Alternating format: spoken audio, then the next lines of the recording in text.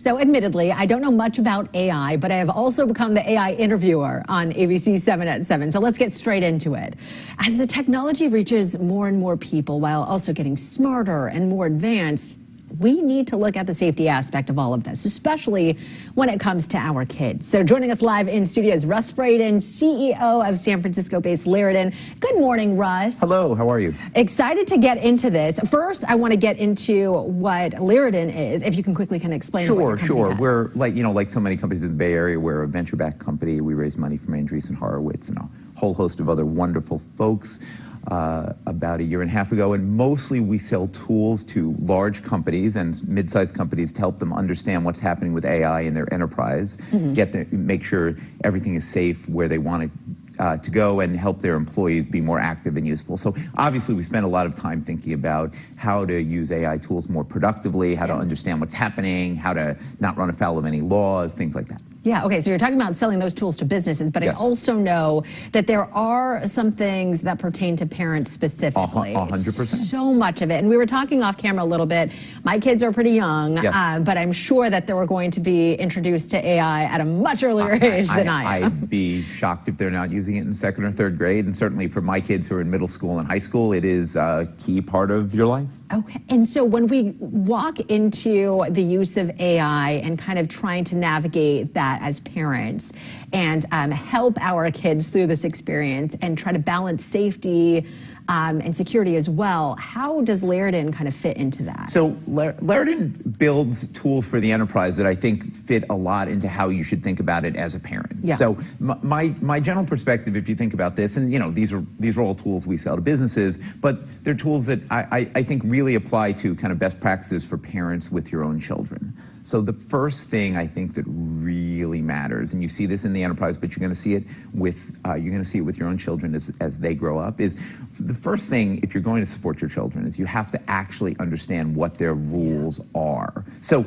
obviously there are horror stories around AI, but it's mostly wonderful. But just on a day-to-day level, without getting overly frightened, you've got to help your student understand what are they actually allowed to do. Every teacher is going to have a different set of rules. The schools are going to have a different set of rules. And we're not talking about your kids doing something bad on purpose, but it's very easy to accidentally go that line from, man, this AI was helping me to study, to, oh, I cheated. Like, I cheated by accident, but I still cheated. And so, you'll see schools all over the Bay Area with different sets of rules. And I would, as a parent, the number one thing I would think about, because the number one reason kids are using AI tools is for school, right? You see the spikes in usage, and then you see AI usage drop during the summer when kids are out of school, because hopefully they're doing something outside. Yeah. And so that's a big thing. On the business side, we have a suite of tools that helps companies with that. But as a parent, the first thing you will have to think about is just flat out, what is my child allowed to do, and how do I help them figure that out? There's different rules in different schools.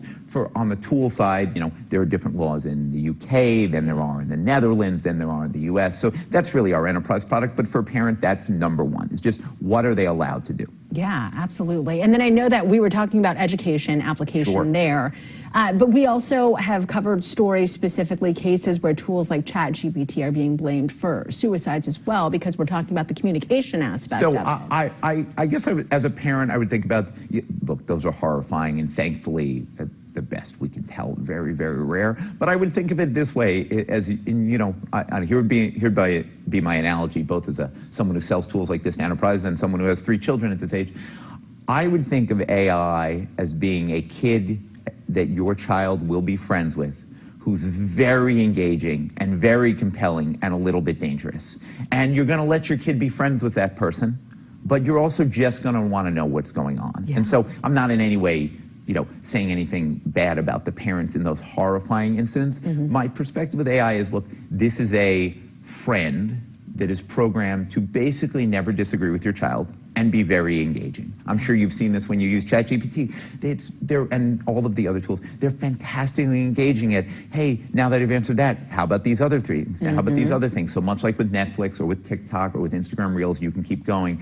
The difference with AI is these things really rarely disagree with you. Yeah. And so they're just very agreeable, very friendly friends. So of course there's the horrifying, thankfully very rare cases on the suicides that I'm sure you cover, and people talk about that, and that's every parents one of their worst nightmares. But just as you think about this as a parent, like I said, I think a decent way to think about this is like maybe the friend you had in high school that your mom was a little wary of, but still let you hung out with them. And so that's how I would think of these tools as very powerful, very useful, but you really have to understand what your kids are doing with their time. Yeah, that's such an interesting analogy that I've not heard before. Okay, so help us balance then curiosity and caution at home with this. I'm sure it's the same kind of approach where...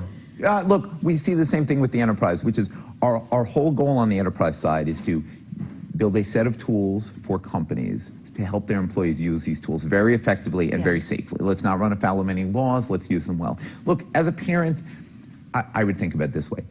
For most jobs, there will just be no future that is not your child as they become an adult working alongside AI in some ways. For most jobs, I'm sure there'll be some jobs that doesn't apply, but for most jobs. And so there's, to me, no particular point in shielding your children from these tools. I would encourage them to try them all. I would encourage them, they're amazing study aids. Notebook LLM is an amazing study aid. Taking a worksheet of 10 questions your teacher gave you to study for the test and asking AI to give you 100 more and keep quizzing you is a fantastic way to study. So using these tools and mastering the tools from Google and from Anthropic and from the coding tools are, like I said, it's going to be a part of your life. And so what I would say is, much like you would not let your child spend all day Saturday watching Netflix, probably, and you wouldn't let them watch TikTok for 12 straight hours, you probably shouldn't let them chat with Claude for 12 straight hours. And that's not saying anything bad about the fine people in Anthropic. So, you know, like I said, from the business standpoint, we think of these tools in a different way because your goal is to get your employees as productive as possible.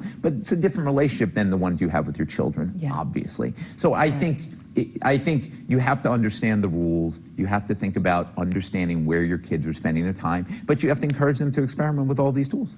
Get active, get engaged with the parents. All right, Russ, thank you so much. Thank you very much. I'm sure we can sit here for quite some time discussing this. I do appreciate your time this morning. Most important person is next.